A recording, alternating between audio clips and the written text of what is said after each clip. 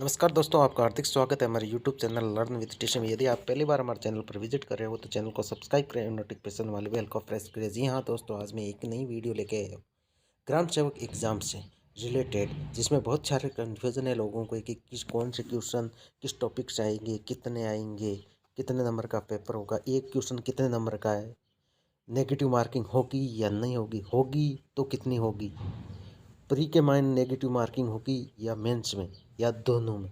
ऐसे क्वेश्चन जितने भी लड़कों के डाउट थे वो मैं आज लेके आया हूँ और प्रत्येक को मैं क्लियर करके आपको स्पष्ट कर दूंगा कि आप नो टेंशन, बिना कोई दिमाग में टेंशन लेके 27 और 28 दिसंबर को जो ग्राम विकास अधिकारी का फ्री एग्ज़ाम है उसको दे के आए और फ्री को क्वालिफाई करें। ठीक है दोस्तों, तो चलते हैं। फ्री एग्ज़ाम 27 से 28 दिसंबर के बीच में है। यह आप सभी को भली बात अच्छी तरह से पता है कि आपका एग्ज़ाम 27 और 28 दिसंबर के बीच में होगा और वो ही 4 शिफ्ट होगी जो पटवारी में हुई थी उसी हिसाब की। ठीक है दोस्तों, वो नॉर्मलाइजेशन होगा या नहीं होगा वो तो बाद में पता चलेगा। पेपर का लेवल अलग अलग शिफ्ट में कैसे कैसे आता है। यदि एक समान रहेगा तो कोई नॉर्मलाइजेशन नहीं होगा, यदि डिफरेंस रहेगा पटवारी की तरह तो नॉर्मलाइजेशन होगा। क्यों, अब अधीनस्थ बोर्ड नॉर्मलाइजेशन करने लग गया है। इतने दिन पहले जितने भी जो भी एग्ज़ाम हुए थे अधीनस्थ बोर्ड में उसने कभी नॉर्मलाइजेशन नहीं किया, लेकिन पहला कल आपको जो भी नोटिफिकेशन आया था उससे स्पष्ट हो गया कि अधीनस्थ बोर्ड नॉर्मलाइजेशन कर रहा है और पहली एग्ज़ाम होगी पटवारी जिसमें वो नॉर्मलाइजेशन कर रहा है। ठीक है दोस्तों, तो ज़्यादा टाइम वेस्ट नहीं करते हुए मैं सीधे सीधे पॉइंट टू पॉइंट आपको बता देता हूँ। प्री एग्ज़ाम 27-28 दिसंबर का, मुख्य एग्ज़ाम फरवरी 2022 में होगा। यह आपको अधीनस्थ बोर्ड की साइट पे भी मिल जाएगा। जो भी नोटिफिकेशन है या उसको अच्छी तरह से पढ़ लो, वहाँ पे पूरा मेंशन है। मुख्य एग्ज़ाम फरवरी में 2022 में होने की पूरी संभावना और वही प्रस्तावित है। कौन से टॉपिक से कितने क्वेश्चन आएंगे, यूट्यूब पर भरे पड़े दर्जनों वीडियो पड़े हैं इस टॉपिक से, जिसने किसी ने कितने बता दिए अपने मन से बता दिए, लेकिन मैं आपको एक सटीक अनुमान बताऊंगा जो अधीनस्थ बोर्ड खुद उसी हिसाब से क्वेश्चन बनाएगा।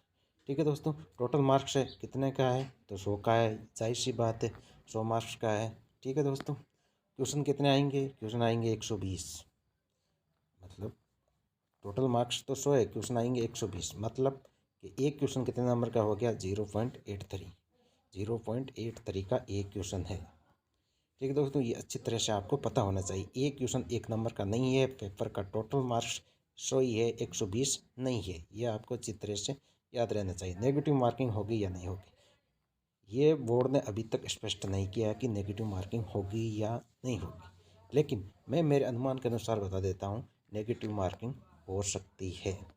और आपको कब पता चलेगा, आपको पता चलेगा जब एग्ज़ाम देने जाओ तो पेपर के ऊपर अच्छी तरह से जो भी दिशा निर्देश है उस पर अच्छी तरह से फर्स्ट पेज पर, फ्रंट पेज पर अच्छी तरह से मेंशन रहेगा कि नेगेटिव मार्किंग है या नहीं है।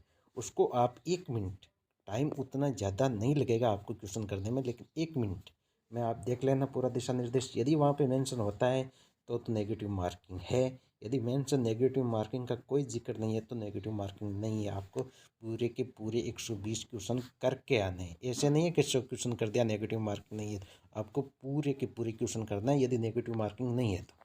और मेरे अनुमान के अनुसार तो नेगेटिव मार्किंग हो सकती है, वो फिर पेपर होगा उस दिन पता चलेगा। मेरे अनुमान के अनुसार आप तैयारी अभी नेगेटिव मार्किंग मान के ही करें। ऐसे नहीं है कि तुक्के लगा देंगे, कोई माइनस मार्किंग नहीं है, नेगेटिव मार्किंग हो सकती है। और नेगेटिव मार्किंग भी 1/3 है, इसमें बहुत झटका लगता है 1/3 के अंदर कि 3 क्वेश्चन गलत हो गए तो हमने जो एक क्वेश्चन सही किए थे वो उड़ जाएगा।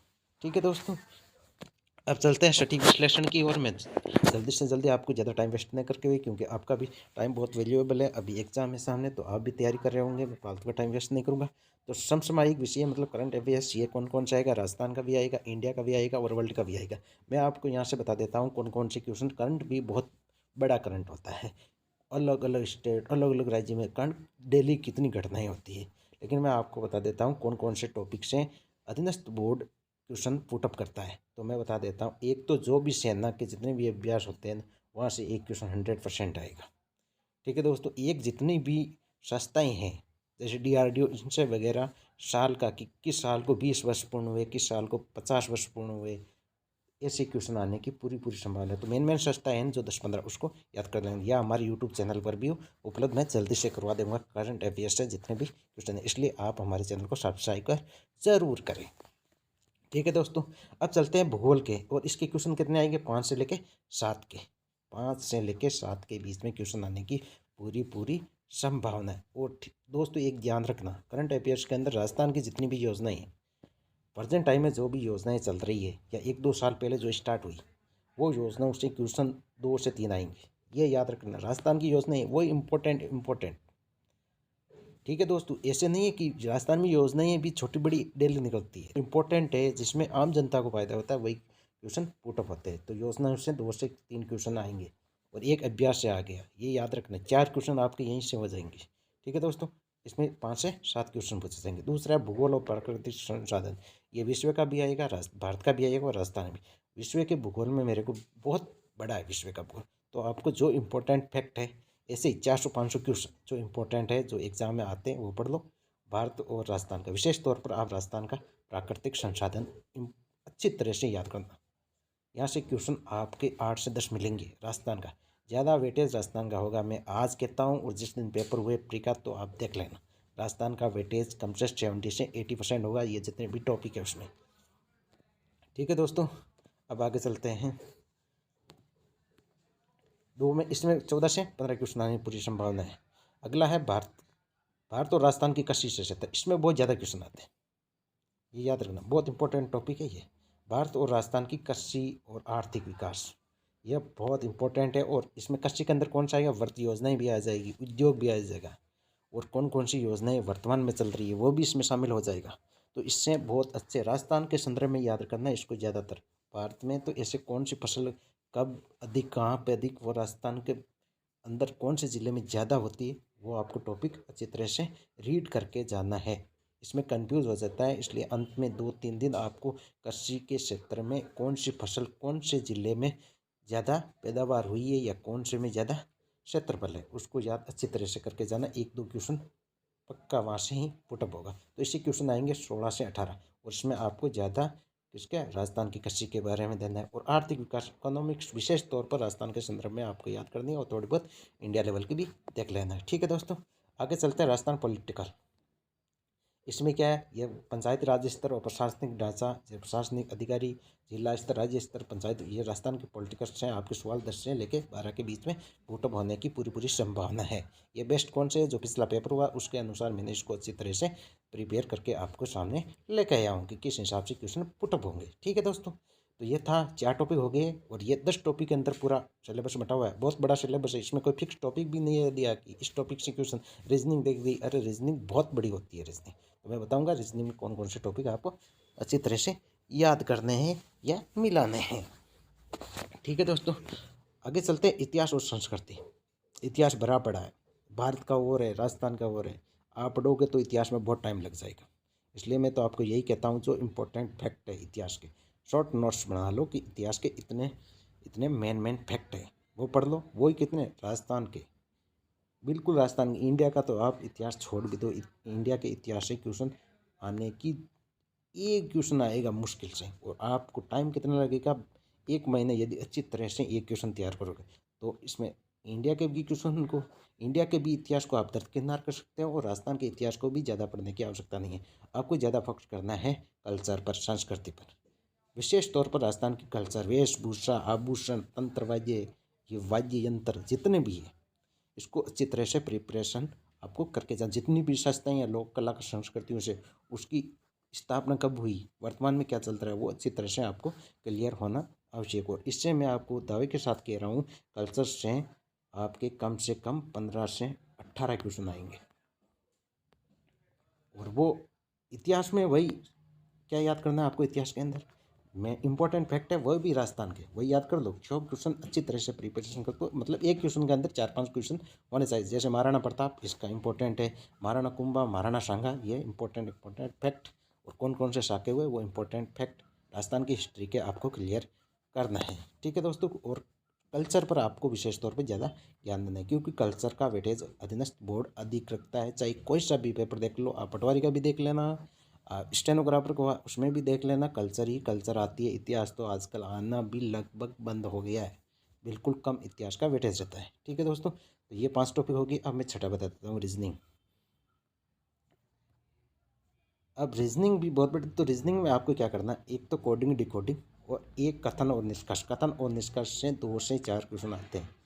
यह आपको पटवारी में भी देखा होगा, आपने हर एग्जाम में भी देखा होगा, अधीनस्थ बोर्ड जो भी आयोजित करता है। तो कथन और निष्कर्ष और कोडिंग डिकोडिंग और कैलेंडर घड़ी, इसको ज़्यादा आपको देखने की कोई आवश्यकता भी नहीं है। ठीक है दोस्तों, इसमें क्वेश्चन कितने आएंगे, 10। और मेरे को पूर्ण विश्वास है जो भी थोड़ा बहुत ठीक तैयारी करके जाएगा उसके रीजनिंग में 7 से 8 क्वेश्चन तो करेक्ट हो ही जाएंगे, क्यों रीजनिंग उतनी हार्ड नहीं आती। ठीक है दोस्तों, अब होता है मैथमेटिक्स। मैथमेटिक्स में आपको मैं बता देता हूँ कौन कौन सी प्रश्नावलियाँ कवर करनी है। मैथमेटिक्स की भी प्रश्नावलियाँ बहुत होती है, लेकिन मैं बता देता हूँ आपको कि कौन कौन सी प्रश्नावलियों से क्वेश्चन आने की संभावना है। तो आप एक देख लो, प्रतिशत। प्रतिशत से क्वेश्चन 100% आएगा, ये जाहिर सी बात है। 100%। लाभ हानि, प्रॉफिट लॉस 100%। चक्रवर्ती ब्याज, साधारण ब्याज, क्षेत्र मिथ्या। ठीक है दोस्तों, और अनुपात, समानुपात, सरलीकरण, ये 5-7 प्रश्नावलियों को आपको अच्छी तरह से प्रिपरेशन करके जाना है। इसमें आपको 10 से 12 क्वेश्चन मिल जाएंगे। फिर बाल जितनी भी ज्योमेट्री वोमेट्री, इसको आप दरकिनार कर दो। ज्योमेट्री से क्वेश्चन नहीं आएगा। आ सकता है एक ट्रिग्नोमेट्रिक्स वाला आएगा, उसमें आपको साइन 90, साइन 60, कोस 90, कोस 45, इनका कितना मान होता है, उससे संबंधित पूरी आपको टेबल याद रहनी है, वो क्वेश्चन हो जाएंगे। ऐसे इजी क्वेश्चन आएंगे। ठीक है दोस्तों, अब चलते हैं हिंदी। हिंदी में भी सिलेबस बहुत बड़ा है। हिंदी में कम से कम 15 से 20 टॉपिक होते हैं। तो मैं बता देता हूँ आपको कौन से टॉपिक है, अच्छी तरह से प्रिपरेशन करके जाना है। तो इसमें संधि, समास, उपसर्गवर्ती, शब्द शुद्धि, वाक्य शुद्धि, विलोम शब्द, शब्द युग्म, पर्यायवाची शब्द, ये 5-7 टॉपिक है, उसको अच्छी तरह से आपको प्रिपरेशन करके जाना। संधि अच्छी तरह से करना, क्यों संधि करोगे तो प्रत्यय आएगा, और संधि करोगे तो उपसर्ग आएगा, और संधि करोगे तो शब्द शुद्धि होगी। ठीक है दोस्तों, अंग्रेजी ये सबसे बड़ी डिफिकल्ट है लैंग्वेज लोगों के बीच में, कि अंग्रेजी में क्या पढ़े। तो मैं आपको बिल्कुल क्लियर कर देता हूँ कि अंग्रेजी में एक तो अनसीन पैसेज आएगा, और अनसीन पैसेज में आपको क्वेश्चन पुटअप होंगे कि इसमें अनसीन पैसेज में से ही आपको उसको रिप्लाई देना है कि कौन सा क्वेश्चन का आंसर कहाँ पे है पैसेज के अंदर, और इसका क्या मीन्स है, ऐसा वगैरह। और एक एंटोनिम्स, सिनोनिम्स। तो आपको पैसेज को 2-3 बार रीड करना है। उसके बाद में आपको क्वेश्चन वाइज अंडरलाइन कर देना है कि इस क्वेश्चन का यहाँ पे मिला, फिर उसका किसके बारे में पैसेज, वो टाइटल के बारे में आपको बहुत नॉलेज होना चाहिए कि पैसेज का टाइटल क्या है, कि किस पे है। उसके बाद क्वेश्चन ईजी हो जाते हैं। ठीक है दोस्तों, आगे चलते हैं कंप्यूटर के। इसमें क्वेश्चन कितने आएंगे, 10। तो मैं बता देता हूँ आपको, 5 तो आपके हो जाएंगे पैसेज से, 2 से 3 हो जाएगी एंटोनिम्स, सिनोनिम्स, और 1-2 वन वर्ड आएगा। ग्रामर में मुझे नहीं लगता कोई ज़्यादा टॉपिक रहेगा, क्योंकि ग्रामर से ज़्यादा टॉपिक नहीं आता। ये पैसेज दे देगा, एंटोनिम्स, सिनोनिम्स दे देगा। और ग्रामर में यदि आपको बेसिक नॉलेज, तो आप याद कर लेना, एक तो पैसिव और एक इनडायरेक्ट स्पीच। इनडायरेक्ट स्पीच और पैसिव वॉइस, ये 2 टॉपिक आपको अच्छी तरह से प्रिपेयर करके जाना है। ठीक है दोस्तों, अब देखते हैं कंप्यूटर। कंप्यूटर में क्या आएगा, इसका भी सिलेबस बहुत बड़ा है।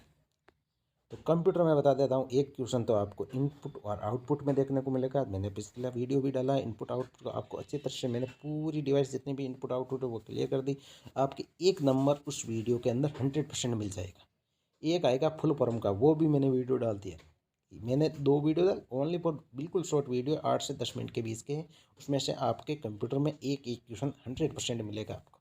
तो एक फुल फॉर्म का आएगा, एक आएगा आपके इनपुट आउटपुट डिवाइस कौन कौन सी है, और एक आपका आएगा मेमोरी का सवाल कि कौन सी प्राइमरी है, कौन सी मेंस मेमोरी, कौन सी प्राइमरी है, कौन सी द्वितीयक मेमोरी है, जिसको सेकेंडरी मेमोरी कहते हैं, उससे क्वेश्चन पुटअप होगा। और एक आएगा आपके कीज़ का, इंपॉर्टेंट कीज़, कि नई विंडो खोलने के लिए कौन सी कीज़ का प्रयोग करते हैं, इसको मिटाने के लिए क्या करते हैं, अंडू, रिडू, ये कीज़ है ना, बोल्ट, इटैलिक, अंडरलाइन, ये कीज़ से क्वेश्चन आपको पुटअप होगा। इसका मैं आपको एक वीडियो लेके आऊँगा, जिसमें आपको टोटल जितनी भी इम्पोर्टेंट है, मैं फालतू की एक भी कीज़ नहीं बताऊँगा। ऐसे तो कीज़ हज़ारों पड़ी है, हर टॉपिक की हर, मतलब आप लिखते हैं कुछ भी, उसकी भी कीज़ होती है कि इसको ऐसे लिखा जा सकता है। ठीक है दोस्तों, तो मैं आपको लास्ट 20 से 25 आपको कीज़ बताऊंगा, उसमें से आपको 2 क्वेश्चन देखने को 100% मिल जाएगी। ठीक है दोस्तों, तो ये हुई थी कंप्यूटर। यदि आप कंप्यूटर को अच्छी तरह से पढ़ना चाहते हैं, जितने भी मैंने 10 टॉपिक पढ़े, तो हमारे चैनल को सब्सक्राइब करें। मैं आपको यहाँ से अंतिम 13 दिनों के अंदर जो भी इम्पोर्टेंट क्वेश्चन एग्जाम में आने की प्रबल संभावना है, वही लेके आऊँगा। मैं कोई विशेष टॉपिक की ओर नहीं करूँगा, मैं वही क्वेश्चन लेके आऊँगा जो आपके एग्ज़ाम में देखने को मिलेंगे 100%।